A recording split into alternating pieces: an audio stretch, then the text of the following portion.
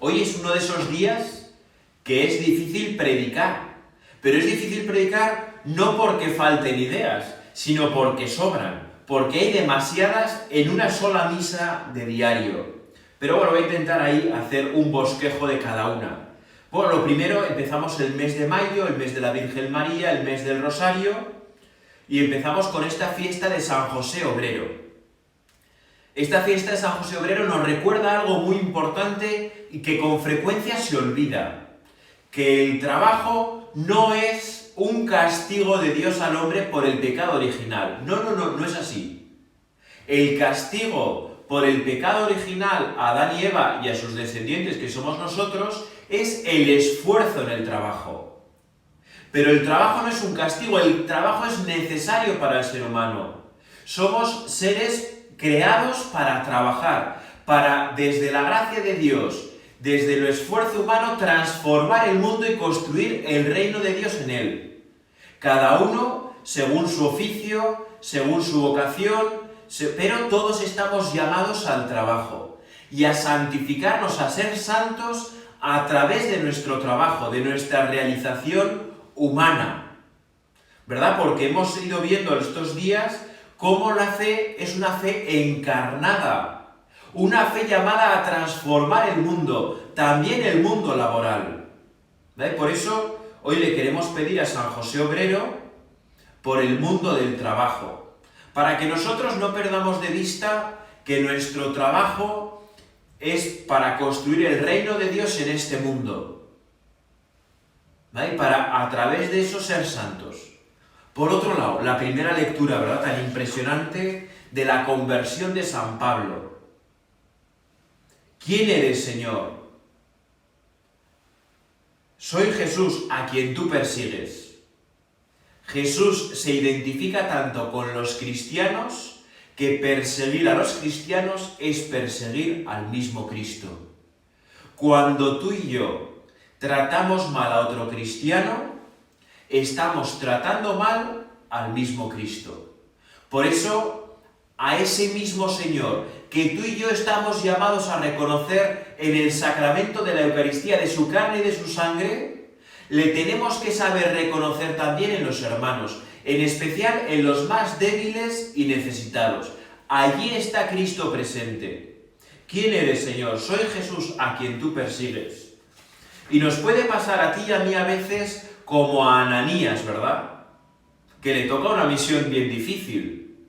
Ir a curar a aquel que le persigue, sin entender que es instrumento de Dios para llevar su palabra no solamente por todo el mundo conocido hasta entonces, sino a través de sus cartas y de la Biblia por todas las generaciones en todo el mundo existente. ¿Verdad? Y a veces tú y yo nos podemos situar como Ananías y pensar que entendemos de las cosas más que Dios, ¿verdad? Porque, bueno, Ananías se asusta ante la misión que le encarga el Señor. He oído que persigue a la iglesia. ¿Cómo voy a ir a ayudar a ese? Anda, ve, que ese hombre es un instrumento elegido por mí para llevar mi nombre a pueblos y reyes y a los hijos de Israel. Tú y yo no tenemos que cuestionar los planes de Dios. Tenemos que obedecerlos, tenemos que seguirlos, aunque eso nos cause dificultad, aunque eso nos cause persecución. No importa. Lo que nos ha de importar en primer lugar es llevar la salvación de Dios, ser instrumentos suyos allá donde estemos, aunque eso en ocasiones nos traiga dificultades y dificultades graves, como Ananías. Nuestra confianza más puesta en el Señor que en lo que nosotros comprendemos. Y llegamos así al Evangelio, ¿verdad? ¿Cómo puede darnos a comer su carne? Le preguntan los judíos, se preguntan los judíos. Claro, hay que entender, ¿verdad?, que para un judío simplemente tocar sangre o tener una herida propia ya incurriría en impureza legal. No podía entrar al templo, tenía que ir a purificarse primero. Por tanto, el discurso del pan de vida de comer su carne, y beber su sangre, es absolutamente escandaloso para los judíos que le están escuchando. No entienden nada. Les escandaliza profundamente en su ser. Por eso esto nos enseña que tú y yo tenemos que ser pacientes con las cosas del Señor. ¿Verdad? Este discurso para los judíos es de gran escándalo. También nosotros desde la Iglesia, ¿verdad? Las enseñanzas de la Iglesia, lo que dice el Papa, lo que enseña el Catecismo, lo que enseña el Magisterio, puede suponer para nosotros en algunos momentos escándalo. No entender las cosas en profundidad y pretender ponernos por encima de la Iglesia y por tanto por encima de Cristo, por encima de Dios, por encima del Espíritu Santo. Pero hemos de aprender a tener paciencia, porque el discurso que en este momento es incomprensible para los judíos, a la luz de la Eucaristía de la Última Cena, se hace absolutamente comprensible. A veces a ti y a mí nos pasa, como digo, que enseñanzas de la Iglesia Católica se nos pueden hacer difíciles y duras de entender. Pero hemos de tener paciencia, porque con el tiempo todo va tomando sentido y vamos reconociendo que en realidad la Iglesia siempre tiene razón cuando habla de fe y costumbres, de fe y moral. Y que somos nosotros los que necesitamos ese ejercicio de conversión a la palabra de Dios que se manifiesta en la Sagrada Escritura y en la Iglesia. Mi carne es verdadera comida y mi sangre es verdadera bebida. Jesús no se deja vencer por las dificultades que los otros encuentran en su discurso, sino que sigue adelante, porque es lo que tiene que decir, porque es lo que tiene que hacer, y por tanto no se deja frenar.